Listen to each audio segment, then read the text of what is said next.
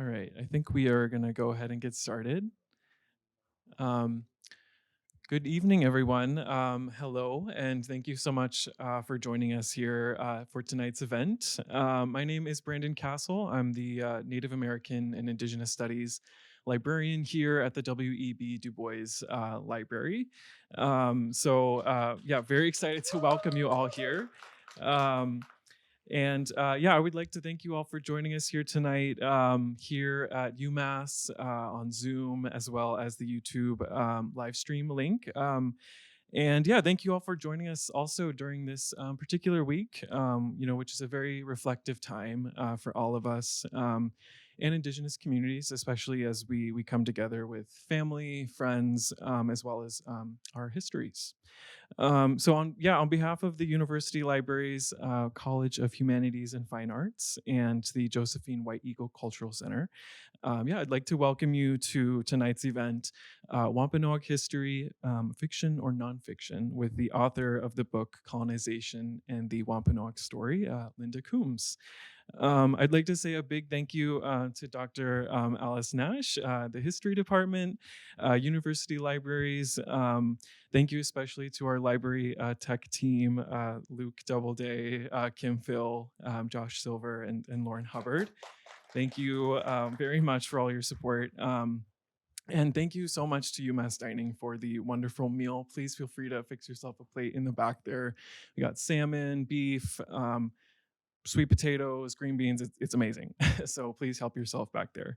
And thank you so much also to Amherst Books for joining us here tonight with copies for sale of Linda's book, which you'll join us after the event for a book signing. Without further ado, I'm going to hand it over to Dr. Nash to introduce Linda. Thank you so much. And the library is really moving forward and making a commitment to Indigenous studies. So Brandon Castle is our first ever Native American Indigenous Studies librarian, which represents a real commitment from the universities. We are so glad to have you, Brandon. And this event, did you say that is co-sponsored by the library, but also the history department and the Josephine White Eagle Cultural Center? Because actually a lot of us are interested in what Linda Coombs has to say. I've been here at UMass since 1999, and I have to say, I heard of Linda long before I actually met her. I heard her speak. She always impressed me as someone who knew her stuff. Was extremely patient about answering many different kinds of questions. She has really, she comes by the knowledge in this book, quite honestly, right? You notice it's told in two different voices, and that reflects really how much her experience as a Wampanoag person shapes her understanding of Wampanoag history. She was raised in Aquinnah, sometimes called Martha's Vineyard. She spent 30, 40 years now working in museums, from the Boston Children's Museum to the Wampanoag program at Plymouth Plantation, Plymouth Patuxet. She's authored numerous things, and really, but we are so delighted that she's got this book out. And since she's here to talk about it herself, I will just say, please welcome Linda Coombs.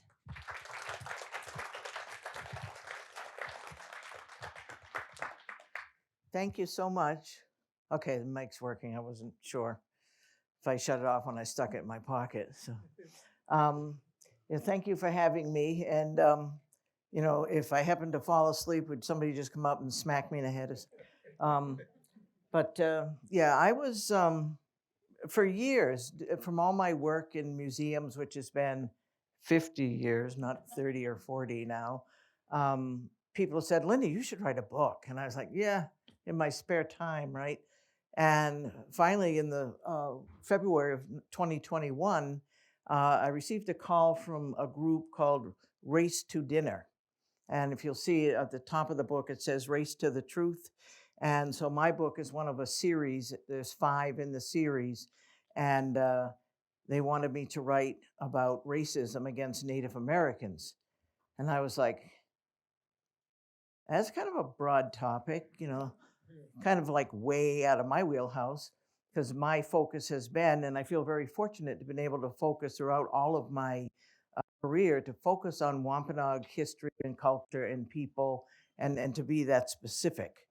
I spent 30 years at the Wampanoag Indigenous Program at Plymouth Plantation, where through all of our work and all of our efforts, we literally reclaimed our material culture. Okay. So after a conversation with the Race to Dinner folks, they were finally, well, just write about what you know. Here it is. So, and in my mind, I thought I would start with um, chapter 1, which would be a description of what our traditional life was like prior to contact. And because there are no sources that I find acceptable to use it to document what I wanted to do, I created the story. And I guess it got a little long, and my editor was like, well, it's almost like you're writing 2 books. And I'm like, no, just think of that as chapter 1. And then with the actual hit, I refer to that as the story, and they put it on the black pages. And then the actual history that you can document is on the white pages.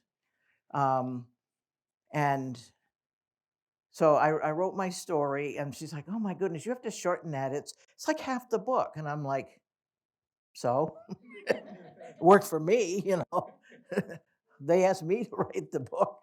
So I mean, that was kind of the attitude I had, for better or worse. And that's how I submitted my first manuscript. And I got it back, and she had broken up the whole story and like taken these history chapters and just, I swear to God, she like closed her eyes and just jammed them in. Yeah, that looks good. And I was like, I couldn't make any sense of it. And I'm like, if this book doesn't make sense to me, it's not going to make sense to anyone else.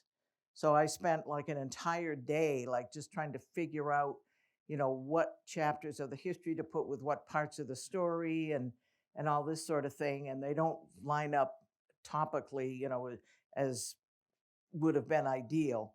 But everyone that has read this seems to like it that way. So I'm like, okay, thank you.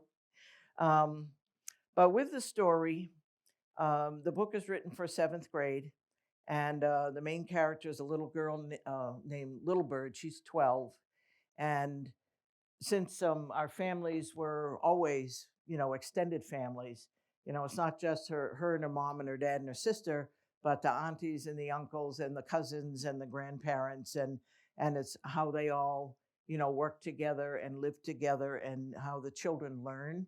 And so I was trying to get in a lot of different things, because people oftentimes think we have no religion, for example. We were just bumping around the landscape, and without any focus and whatever. And so the story opens with, at the beginning of the day, with everyone in the community like doing their own prayers, morning prayers, greeting the day. And it starts in the spring, and I did that purposely because that's when the time of the Wampanoag New Year.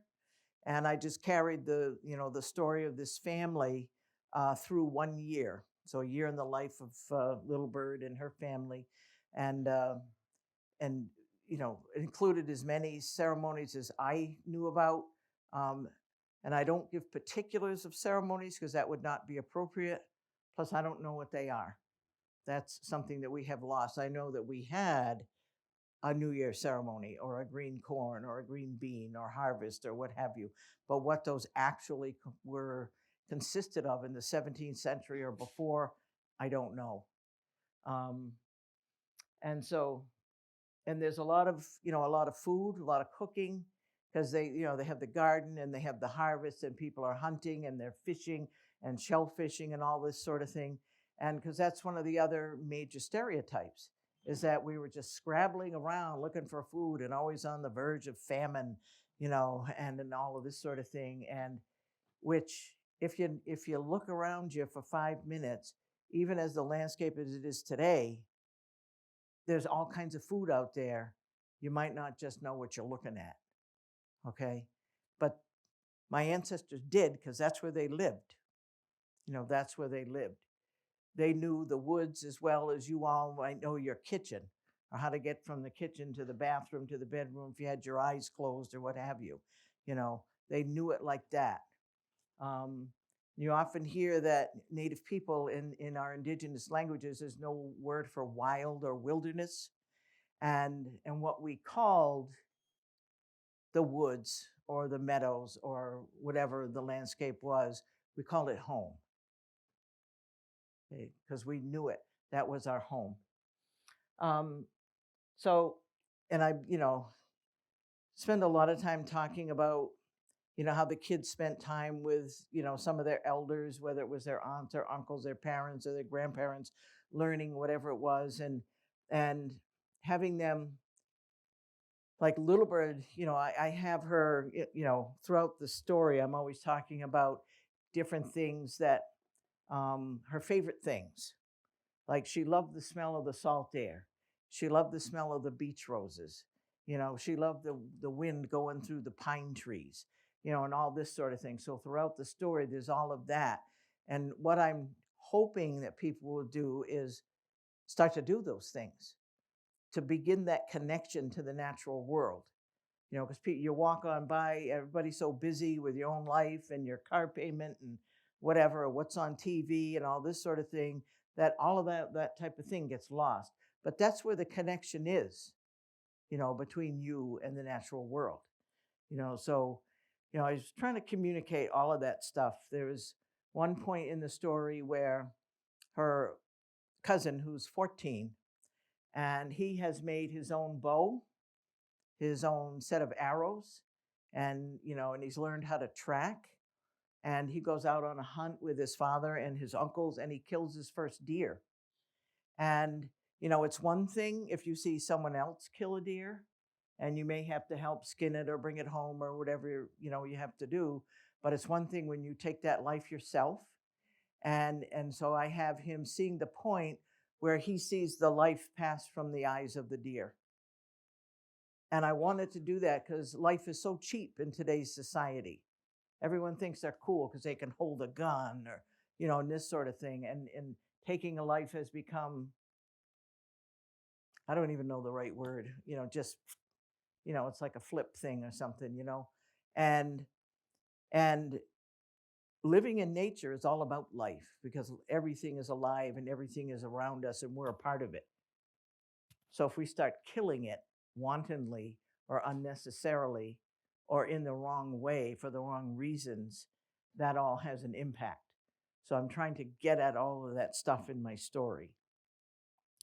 And I wanted to include the story along with, some of the history that I could document because I feel, people don't know what colonization is or what a colony is, and I mean, I've asked people, okay, what's a colony? Oh, well, that's when a group of people from here, they move to this other place over here, this other country, and they start living there. And I'm like, well, is that all? And they're like, no concept of the fact that over here in the new place, there's people who may have been there for thousands of years. The word colony, just by its own definition, is a business venture. They're established to make money for whatever country in Europe is establishing them, to build empire, to make money from the resources of the land or from slaves. And that's just a fact. And you don't often read it in the way that American history is told, but if you spend a little bit of time, and you can find the sources and put these pieces together. I think it still is kind of like putting together a puzzle, but those sources are there. And I just feel that if people have some understanding of what our traditional life was, then they can better understand what the impacts of colonization were. When I worked at Plymouth, people used to come down and they say, this is going back into the 70s and 80s. I haven't heard this probably in the last 20 years, at least 30 years, but they'd be like, well, didn't your life improve, when the Pilgrims settled? The whole idea being, of course, that people in Europe had a superior, more evolved way of life than we savages that live here in this continent. Actually, it was a very easy question to answer. It's one of the shortest ones. No, didn't improve at all. Matter of fact, things started to go south pretty fast. Um, and and I look at that type of ignorance as being bred into people's minds by the educational system in this country, by the media, by the books they read, the TV shows, the westerns, what have you. It just builds that concept that Native people were backward and primitive and stupid and whatever, incompetent and whatever other adjectives you can throw into that pile.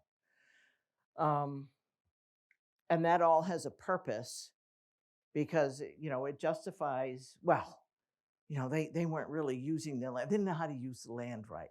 So it's okay if somebody else takes it. Okay. Without having a single concept of how we did live and relate to the land. Because during the age of exploration in the early, late 16th century, early 17th century, between 1524, which was the first contact in, Cape Cod area, I should say, a man named Verrazano sailed up Narragansett Bay, and I forget who he was sailing for, but that was 1524, 32 years after Columbus was in the Caribbean. And then for the next 100 years till 1620, there were ships going back and forth all the time. And they were looking to trade, whatever, furs, lumber, timber, gold, if they could find it, with Native people. They were looking to explore. And I realize now that the definition of that word is, I'm looking for whatever your land I can find that I'm going to take for my king. That's what that means. They're going to fish, which is, okay, fish are some of the resources of your land that I'm going to take to make my king rich. And they took slaves. I don't think people realize how slavery was such a factor. It's a cornerstone of the building of this country. And by 1620, there was the Atlantic slave trade triangle that was already established between, the Boston area. It wasn't quite Boston until 1630, but New England, Caribbean, Europe, and they would bring black slaves, African people from into this country or into the Caribbean. And they were rounding up Native men from this area, from whatever tribes along the coast, and shipping them down to the Caribbean islands to work on the sugar plantations, bringing African people up here. And the reason for that, or one of the reasons, was that if they left Native people in their tribal homelands, they'd know how to get away. But if they're down in the Caribbean, they can't escape. They're just there to work on that sugar plantation. Same thing with African people. They're taken out of their homeland and they won't get home because they can't get on a ship to go back, whatever. And that was that's how this country was started. I remember having a conversation with a man who's a Mayflower descendant, and he's like, we're talking about slavery, and he's like, well, were there any slaves on the Mayflower? And he's just so freaked out by that thought. And I was like, not that I know of. The Mayflower was actually a cargo ship that got, at least one voyage as a human passenger ship, 1620 there. And it was, the Pilgrims, and there were other people besides the group that became the Pilgrims on that boat, but no slaves. And he's like, oh, okay.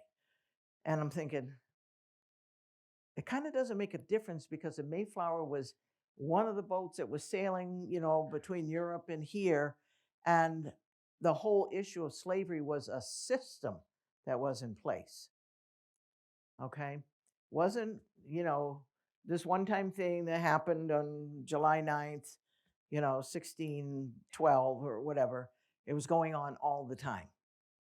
It was a regular business. It was very lucrative. Um, and I feel that if something in history happened, it should be told and in its rightful context, and also in the sequence with which it happens with everything else that's going on with it. Because then you get the full comprehensive picture. Because too often I think history's told like Civil War, we're going to study Benjamin Franklin, and then we'll do Abraham Lincoln, and then we'll do this over here, and that war, and the Second World War, and whatever. And you get these snapshots, but you don't see how it all relates to each other, how one thing flows into the other and keeps on going to create, the mess we live in today, essentially. So, and I wanted people to see, with the story, like I said, what our life was like prior to contact to better understand the impacts of colonization. And I start my history sections, with the doctrine of discovery.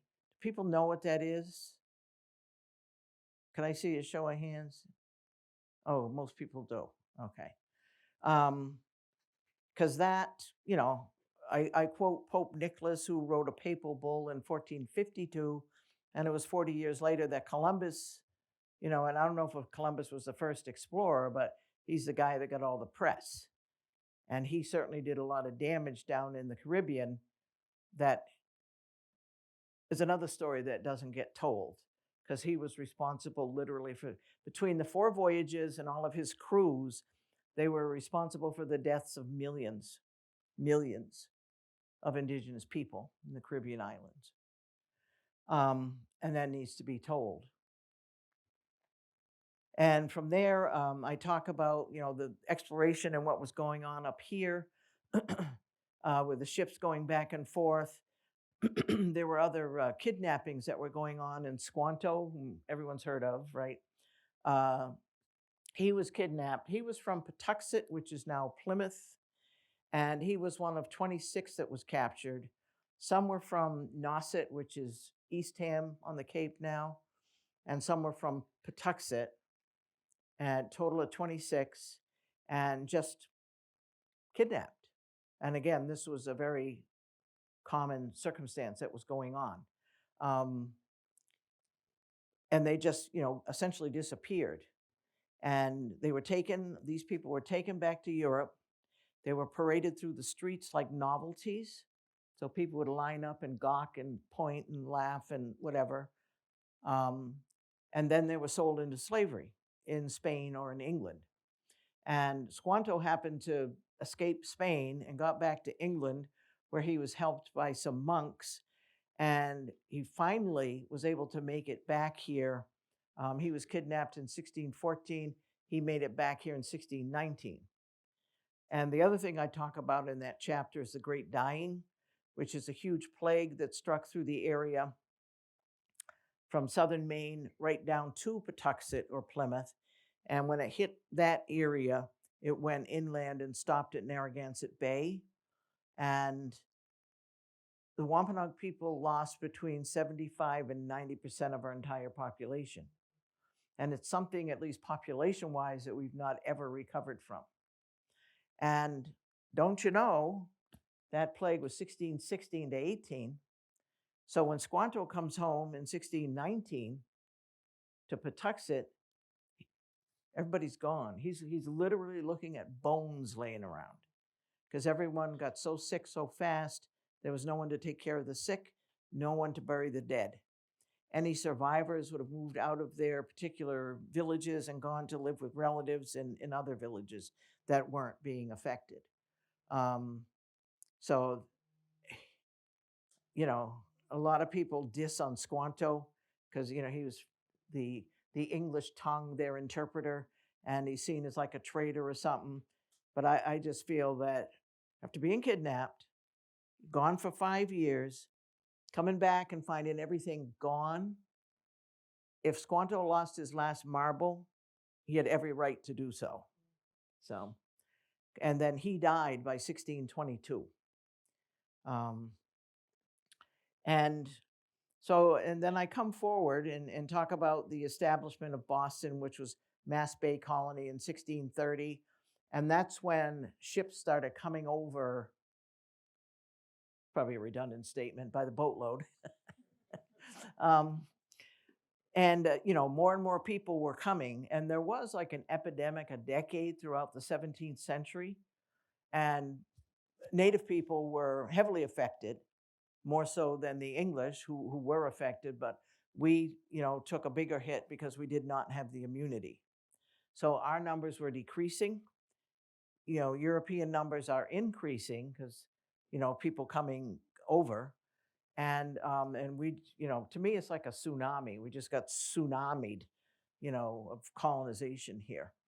And and once the government, especially once the government got established in Boston, by by 16 by the 1660s, they had already developed a book of colonial laws. They had already were making reservations or praying towns for Christian Indians. The first Christian convert, to my knowledge, was a man named Coombs from Chappaquiddick Island in 1643. You know, and it's interesting because the missionary Thomas Mayhew was the one who converted Coombs. Um, and he had purchased Martha's Vineyard, which had 4 tribes, not from the sachems of those tribes, who in our way were the ones who had the right to transfer land in whatever way, but from the governor of New York, who, I mean, I don't really know more about it than that, but I'm kind of thinking that the governor of New York just said, yeah, we'll take that island, make it part of my property, you know, in that sort of a transaction. Um, without the knowledge of the sachems. So there was a lot going on. Um, Harvard College, I can't remember if Harvard itself was established by 1650 already, but the Indian College, which was part of Harvard, was established in 1650. And it was established because Harvard could then get more money from this Society for the Propagation of the Gospel to preach to the Indians. That would bring them some revenue, and and to, as far as I understand it, only 5 Native people ever went through the Indian College. 3 Nipmucks and 2 Aquinnah Wampanoag, and they all died. Two Nipmucks died during their 4-year stint. Um, One Aquinnah guy, he made it through the 4 years and graduated, but he went home and died of consumption from living in the city in terrible conditions. Like the following year, talk about wasting an education, right? And then the other Aquinnah person was a man named Joel Coombs. He was Coombs's son, and by that generation, they were taking, the Wampanoag name and making it a surname. And Joel was actually murdered by other Wampanoag people because he was a Christian and they were not, and they saw Christianity as a threat to our traditional society. And a lot of times people think that we just rolled over and went, yep, praise Jesus, and off we went, and it wasn't like that. Christianity was a very divisive force, particularly in those early days, if, not today, I might add. um,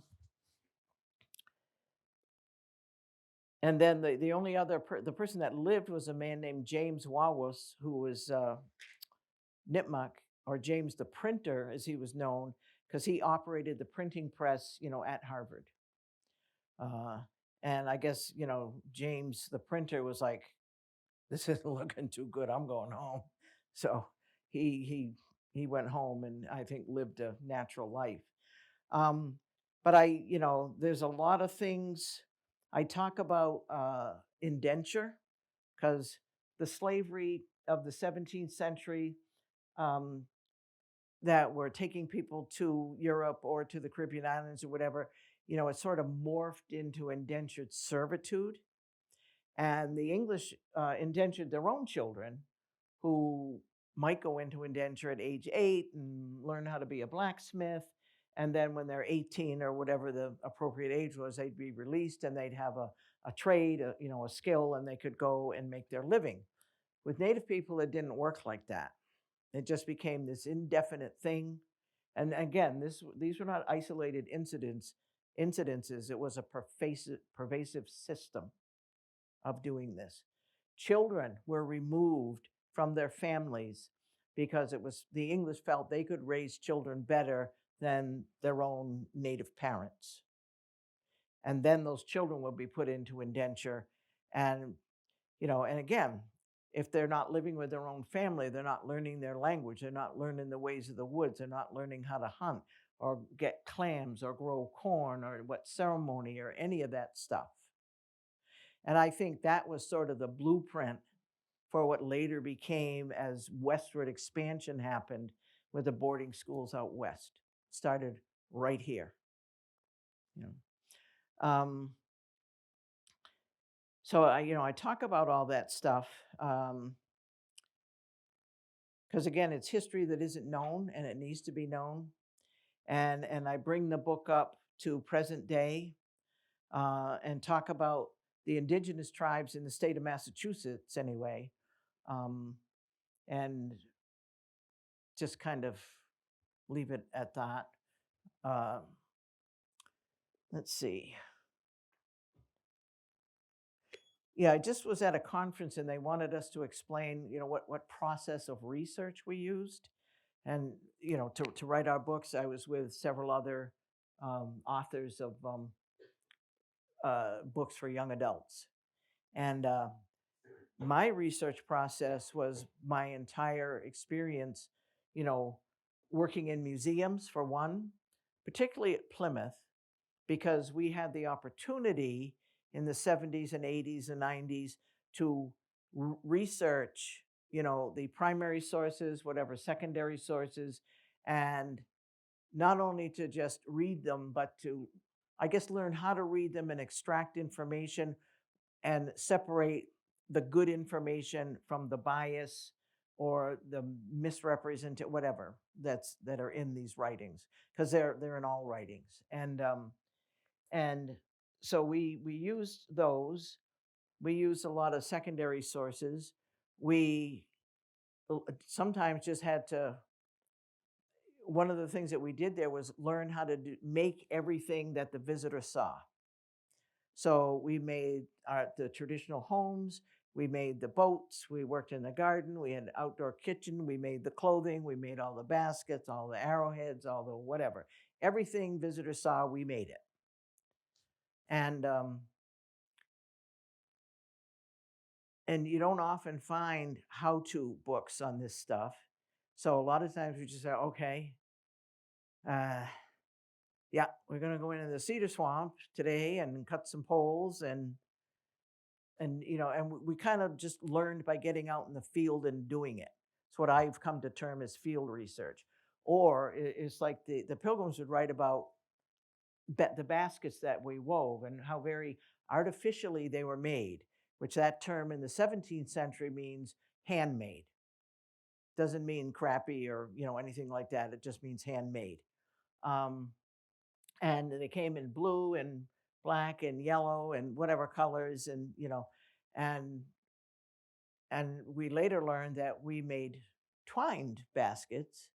And twining is something, I mean, you could Google that for Pete's sake and learn how to do it. And so we just began doing whatever and just put it back. So I don't know if the houses that we can now make or the baskets that we weave or what have you, I don't know if our ancestors made things exactly like that, but we again are learning these processes. And to my knowledge, none of us have ever reported hearing great guffaws of laughter coming from heavenward, from the ancestors who are, oh my God, they think that's a house. Or something like that. Actually, it's been the opposite. We've had experiences, especially at Plymouth, where we had this home site, and it's just like the ancestors like recognize that and recognize our efforts, and they're with us, which is a very wonderful feeling. Um, but we also learn from other tribes who have a similar material culture, whether we're talking to people from those cultures or reading things that are written about them, or especially things that are written by them. So it's just a process over the years of finding a puzzle piece here and a puzzle piece there and just building, building, building. And all of that thinking that goes with it, that's what I put into the story, you know, uh, of Little Bird. Has anyone read the book by any chance yet? Okay. Three whole people. All right. Yeah.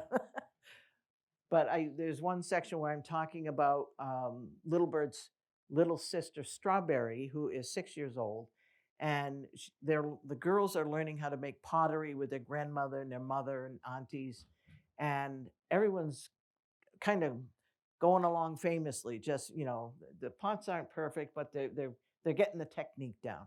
And Strawberry's got this lump of clay that just flobs out, and just can't make it stick together. And I actually use my own experience with clay because it's just not my thing. Can't work with the clay. So I'm like, well, I'll stick it in the book. So, just a lot of my own personal experience like that. And I'd love to take any questions. I know we're sort of on a short time frame here tonight. So.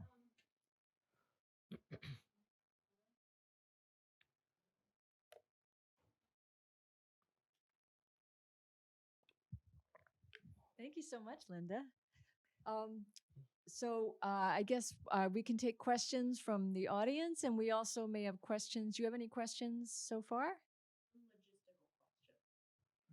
They're wondering if the recording will be made available. Oh, okay. So the recording is going to be made available through the library at some point. I guess anybody who registered will get a notice when we have that, when that's ready. Questions from the audience. And if you wait, then I'll bring the microphone so that people online can also hear this. Any questions? And if you could also maybe introduce yourself if you're comfortable.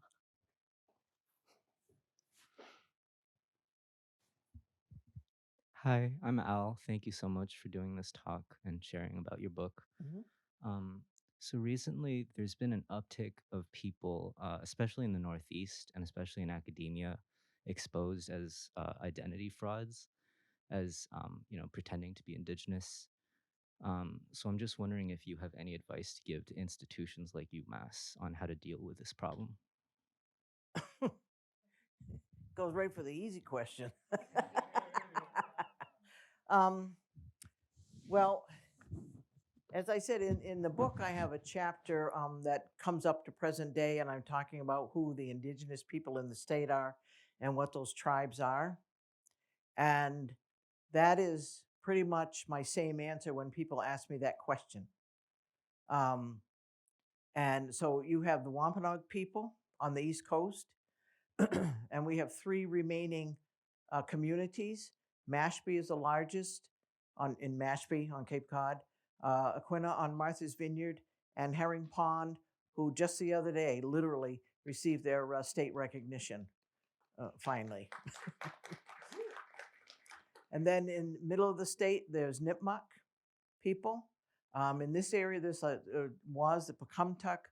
I don't know if there's any Pecumtuck descendants or whatever left. I know, like after King Philip's War, 1675, I know a lot of people moved north into Abenaki country. And then on the western end of the state is the Mohican. And they, I guess after King Philip's War, moved to Wisconsin or removed to Wisconsin. and are now called the Stockbridge Munsee and are federally recognized in the state of Wisconsin. But they do have an office in Massachusetts uh, for purposes of repatriation, archaeological issues and like that. And the Nipmuc are also state recognized, and Mashpee and Aquinnah are both federally recognized tribes. Um, and that's the Playing It Safe group. Just so. Other questions?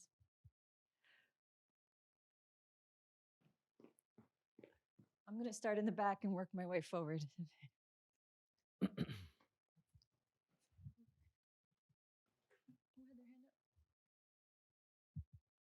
Good afternoon or good evening. I'm Charles, a history major. So when you say you got with primary sources through museum work, what was it like to understand and interpret the primary sources that you were reading through and researching? Um, I think when I started reading them, I was pretty green. I was young, because this is 50 years ago, and but fortunately, I began my museum career at the Boston Children's Museum, and I was one of 3 interns in an internship program, and I was with Ramona Peters from the Mashpee tribe and Paula Jennings from what was Narragansett. And there were times when we just sat around and we would read. We were reading some of these primary sources or whatever sources we had, and some of the language in them was just so ridiculous and I don't think any of us really knew too much, but you just know in your gut when something is like that stupid, talking about your own folks, regardless of century. And we would sit there and go, oh my God, listen to this. One of my favorite ones that I remember is a description of Weedamoo, who's one of our women sachems from the 17th century. She died in King Philip's War. She was referred to as a dusky squaw. We were on the floor. We just laughed because, and just laughed and laughed. But that experience, kind of gave me that edge so that when I read things, if I get a feeling in my gut, I listen to it. And now I have many years of experience reading things, and I know more of the historical facts, or as much as we have them, so it's much easier to see what is real or true, or what actually happened, or what makes sense culturally, or and what's the other stuff that doesn't fit any of those categories. So it's a skill that can be learned.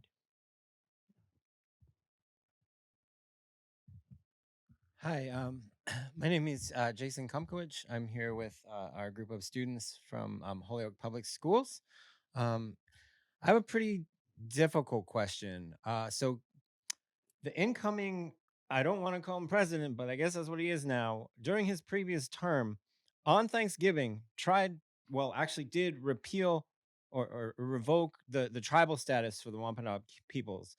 Thankfully, an appeals court was able to put that back in place in 2020. The Biden administration was able to try to codify that. I worry that 47 is going to try to do similar things, both to Wampanoag peoples and to other people. What kind of state level resources are in support to prevent that, and what kind of support would you need from the broader community in the instance that he does try to revoke tribal status again? Well, so um,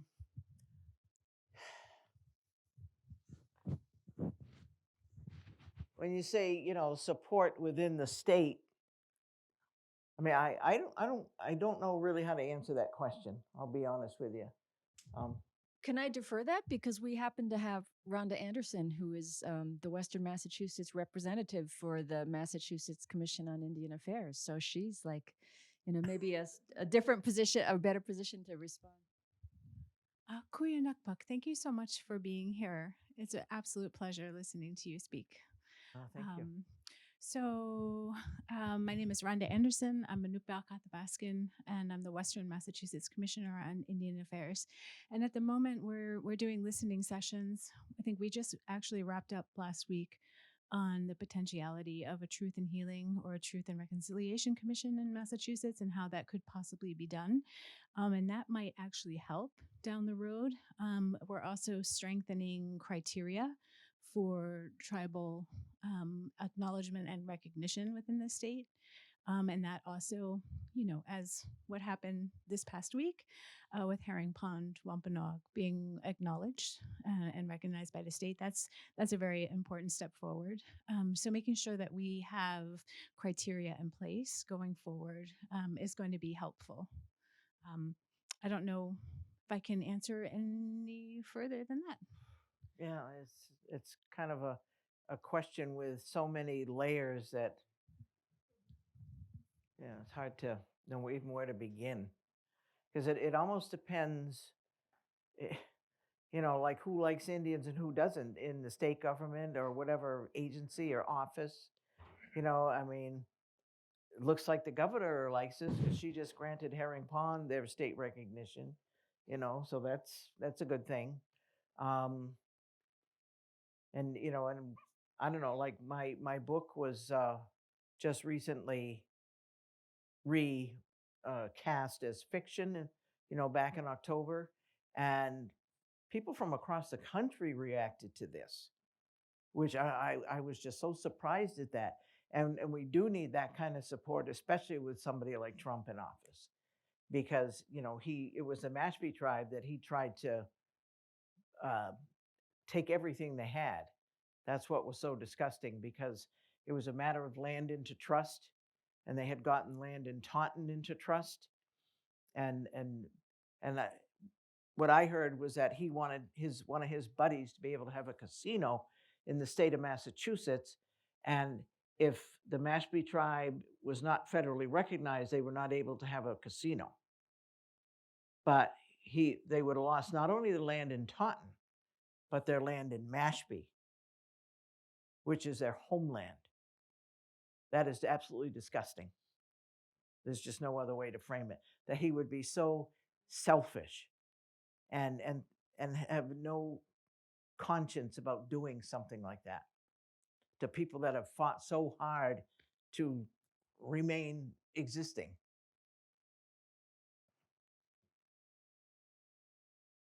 Had to go and get me started on that, didn't you? Hi, I'm Laurel Davis Delano, and I'm wondering, related to what happened to your book in the Texas town. Um, and two questions. One is, what do you think is in their heads? Like, and also in the heads of other folks that do that kind of thing in other places? And are you aware of similar treatment of other um, um, nonfiction writings by Native people about colonization? To answer that second part of your question, I'm not. Um, you know, this book for me it's been years. I never wrote a. I wrote a book in 1992 that was like for elementary age. So this is a whole different ball game, and it's 30 years later. So I'm like a newbie in this field. Um, but to to the first part of your question, I just think that there was such an attitude of entitlement, because it's the Library of Congress that decides uh, what classification books will go under or whatever. So okay, there's a process, and that's fine. And here's this group of 5 parents in somewhere in Texas who thought they had the right to reclassify this. So that attitude of entitlement, which I think is bred into the American psyche in the educational system, through the media, whatever, you know. Um, and there's all this talk, for example, about Second Amendment rights, free speech, so on and so. in all of these amendments and rights and so on that everyone's always flapping their lips about, there's no respect. No respect for other people or the planet or and nothing. Respect was the core of our indigenous cultures. Um,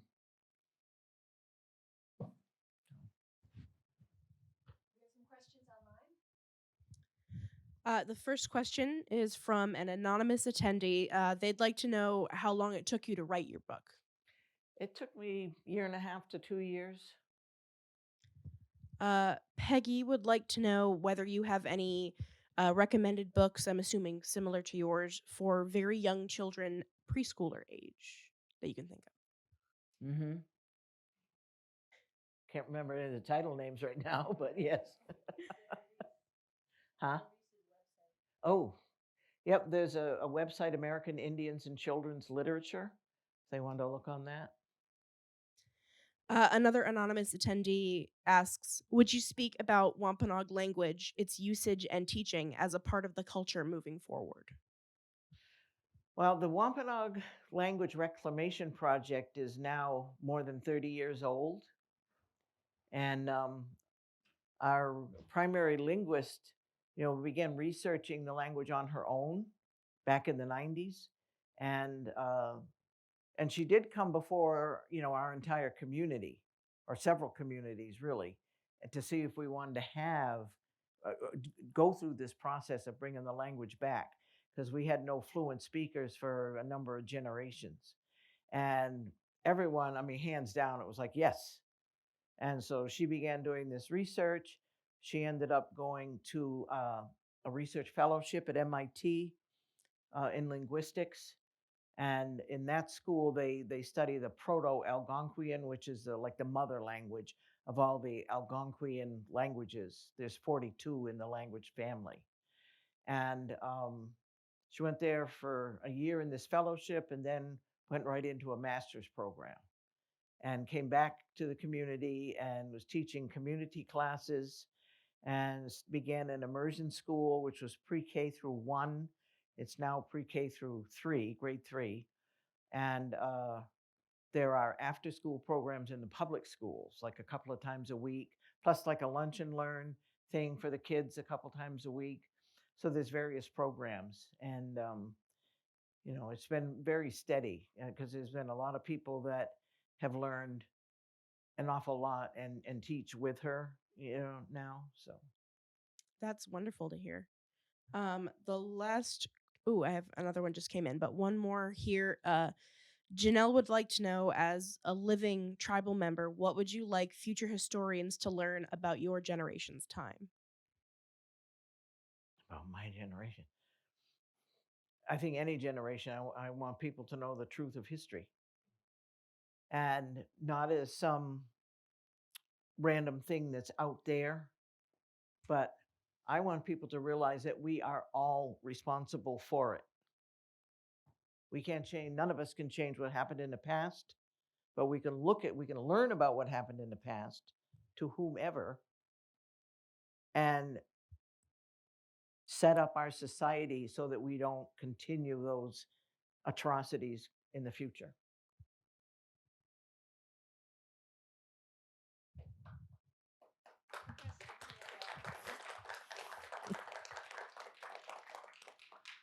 Hi, thank you for holding this Q&A. I'm Abe. Um, so you mentioned that there are like ceremonies, for example, like Wampanoag, like New Year, um, but you don't have descriptions of it from the 17th century. So are there descriptions of it in a later period, or is it just mentioned in the sources? Or I think I don't think they're really mentioned in the sources. I think that's the sort of thing that we learned from or relearned from other people with a similar culture, perhaps. Or I think like Wampanoag New Year, I think that's something that just still one thing that did remain, the fact that we had that ceremony, you know.